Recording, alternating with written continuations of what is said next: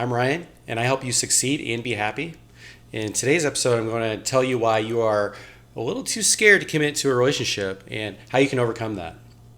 So, what I'm doing is I'm continuing my series from the book Attached, a really awesome book that talks about these adult relationship attachment styles.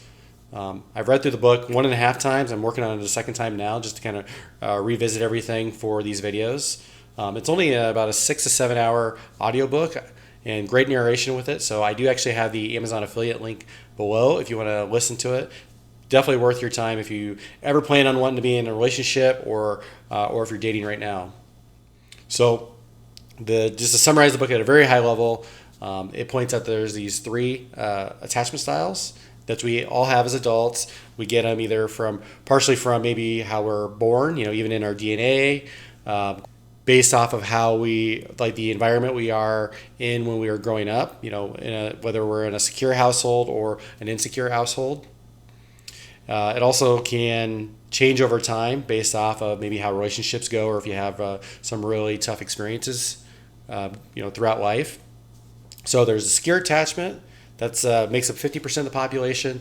They're kind of the saviors of all this because the other two attachment styles really want to match up with the secure attachment style, but the secure attachment style makes up 50% of the population, and they are people that are comfortable being intimate with others, sharing their emotion, understanding others' emotions and supporting their partner's emotional needs.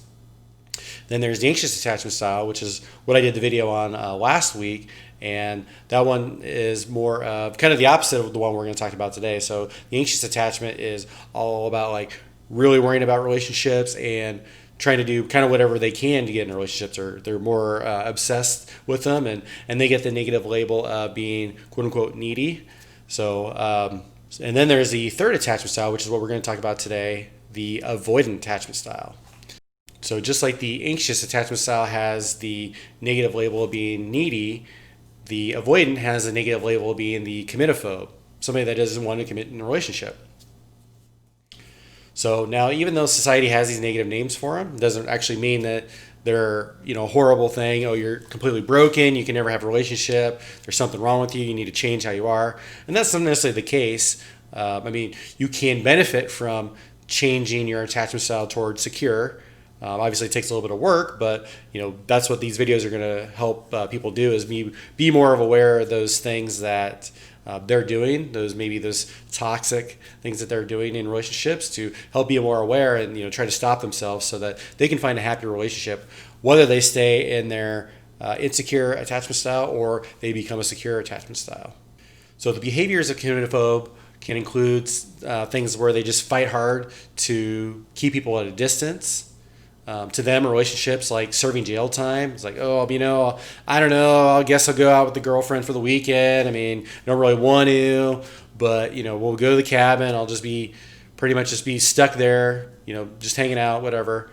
So avoidants tend to, like every other relationship, they want to be close to other people, but they want to keep them at arm's length. Usually avoidants don't care so much about romantic relationships or being rejected. And they don't like to open up so much. They have a tendency to repress their feelings and instead of expressing their emotions.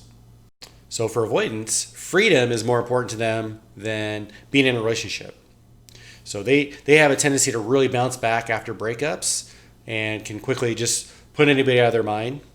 And so one interesting thing that the book talks about is, even though we mentioned that secure attachment styles make up 50% of the population, and then avoidance make up 25%, and then the anxious attachment makes up 20%, and then there's a special category of anxious and attachment, that's the other 5%. But so the avoidance make up 25% of the population. However, they actually make up a greater proportion of the dating pool. So because secures are so much better, or I shouldn't say necessarily better, but they're more apt to have a better relationship, secures will have a tendency to stay in relationships longer. And so, there's going to be less of a pool of secure people in a relationship. And then with the avoidance, because they hop in and out of relationships quite frequently, they're actually going to be a higher percentage than the 25% of the dating pool. So that's an interesting fact. So more than likely, you're going to run into an avoidant if you're out dating, or if you've been attempting to have some sort of a relationship, or maybe you are in a relationship with an avoidant as well. Some other characteristics of the avoidant is they just have difficult time depending on their partner. It makes them just really nervous anytime a partner gets too close to them. They just don't like feelings of depending on other people, or wanting other people to depend on them. Just so much pressure for them. And then when they get into relationships that they think they wanted, and then once it happens, they're like, oh, okay, maybe I didn't want this, I need to get out. So what we talked about in the anxious attachment video is when the anxious attachment style starts to get nervous, they do these kind of toxic strategies known as activating strategies. Things like maybe they'll text more and more and more, try to get their security. So avoidants are like the pure antithesis or the pure opposite of the anxious attachment style, where they run deactivating strategies. So they're kind of trying to deactivate the relationship, essentially, or deactivate the feelings in the relationship. So essentially what they're doing is they're trying to create more distance between them and their partner. So some examples of that might be just focusing on small imperfections in their partner, and they just dwell on those. They might daydream about, maybe an ex that they had that they thought was better than the relationship that they're in right now, or maybe there's a better relationship just around the corner, or pulling away when things are actually going well in the relationship. So after they do their deactivation strategies and they create enough distance in the relationship, then they're kind of back to like, oh, okay, now I have this. The crisis is over. I got enough distance. There's no threat of intimacy. Okay, now I'm more attracted to this person again.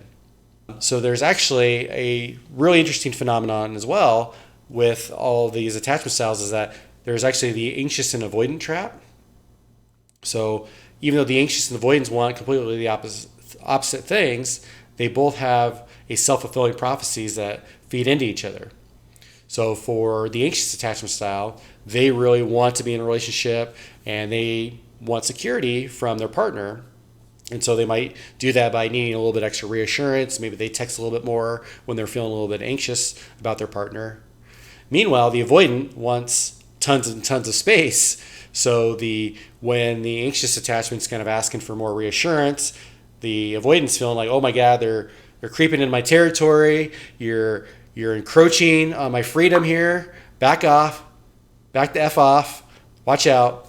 And so the avoidant will do toxic strategies such as maybe like ghosting, or ignoring them for a weekend, or just short text messages back, not really handling the issues because they're not really comfortable with the feelings and the encroachment, I guess you could say, of their freedom in their mind, which just activates the anxious attachments style even more, because they're not getting what they need from the avoidant, and then the avoidant is just feeling like more is being taken from them. So it's really pretty fascinating that those two will actually attract each other because of their negative thought of their self-fulfilling prophecy. So anxious attachments, watch out, because again, there's lots of avoidance out there.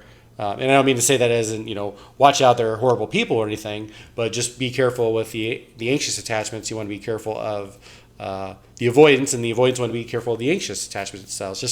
It's a match that's just going to take a lot of extra work in order to be successful on both sides. Now, some tips for those of you that are resonating more with the avoidant attachment style.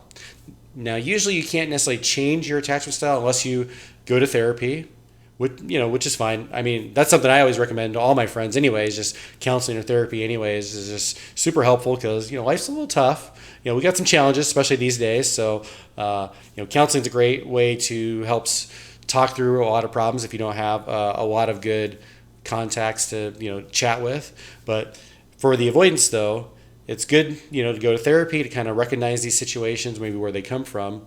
But it's also good for them to try to find a secure attachment to match up with. So with that secure attachment, the secure attachment can kind of help the avoidant along and help build that confidence, and the avoidant in trying to build more of a connection and build more emotional dependency between the two of those. Some more tips for the avoidant is that just remember that self-reliance, pure 100% self-reliance on oneself, does not equal independence. So just because you say you're self-reliant, doesn't mean that that's healthy. And so the book actually has a really good story where they talk about this person that wants to go on this really dangerous trip. I can't remember if it was like in the mountains or whatever, and they want to do it by themselves. And along the way, he kind of told some people along the way as he was like traveling towards that destination. And there were people on the way that wanted to help the person. They wanted to buy them extra gear because that person recognized that this person was probably not going to make it through this trip based off of what gear that they had currently and without some help from others. And then, that person just kind of kept saying, no, I'm good. I'll be fine. And so eventually that person goes on that whatever that hike or whatever it is, and gets to a point where he can't cross the river, and then kind of has to go back.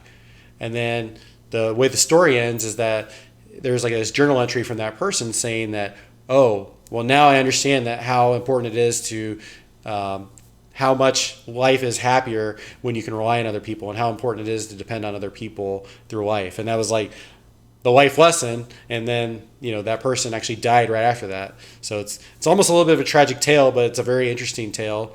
And I also find it fascinating too, because in our society we tend to think that that's the better person to be, is to be that person that is so cavalier and doesn't rely on other people. For whatever reason, that became a thing.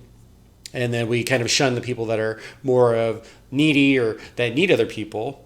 Now, granted, I'm not saying one is better than the other, but I think it's just really fascinating in our society that we shun the people that need other people, or know that they need a little bit extra reassurance. Whereas then, maybe we may call them committophobes, but we may also think that that's the cooler person to be. We need to be debonair, especially on the masculine side. The avoidants tend to be more on the avoidance side, but not necessarily. There's plenty of women that are avoidant as well. And then on the feminine side is more of the anxious attachment style. But again, there's men that are on the anxious attachment style, including myself. But that just tends to be I don't know if you want to call it necessarily a stereotype, but just the thought out there. So some more tips for the avoidant is, again, start with small steps and relying on your partner. You don't have to be 100% self-reliant on yourself. It's okay to depend on other people. Focus on your positives of your partner. Remember that there is no perfect relationship. Stop worrying about some ex that you had before that you think was better, or that, some future person that's going to come down the line that's going to be better than your current partner. So something that can help is doing some sort of relationship gratitude list. Write down those things that you really like about your partner, those things that make your life better with being with that partner, and try to really appreciate those things. And then, of course, the most important thing is to communicate your needs. This is important for the anxious attachment style and the avoidant as well, but communicate your needs. And it's okay to need like a weekend away. You need time with your friends, or you need time to maybe breathe a little bit. But it's better to like communicate that need as opposed to just falling off the face of the earth on your text messages for a couple of days, or not calling somebody back, or not responding, or not, just not communicating what you need. If you can communicate that, especially if you're with the secure attachment style, they're going to be like, okay, I get that. That's cool. Enjoy the weekend. Or, most likely you're going to come to some sort of compromise that, the avoidant is going to be much happier with in the long run. With that is my summary of the avoidance attachment style. I'm curious to hear from you guys below. If you want to comment, do you think you're more avoidant? Do you think you're more anxious? Do you think you're that very rare 5% anxious and avoidant? Both. Sometimes I feel like I'm a little bit on that side as well, but I think these kind of change a little bit over time depending on your situation. I do wish the book covered that a little bit more. And with that, I love you guys, and please take care.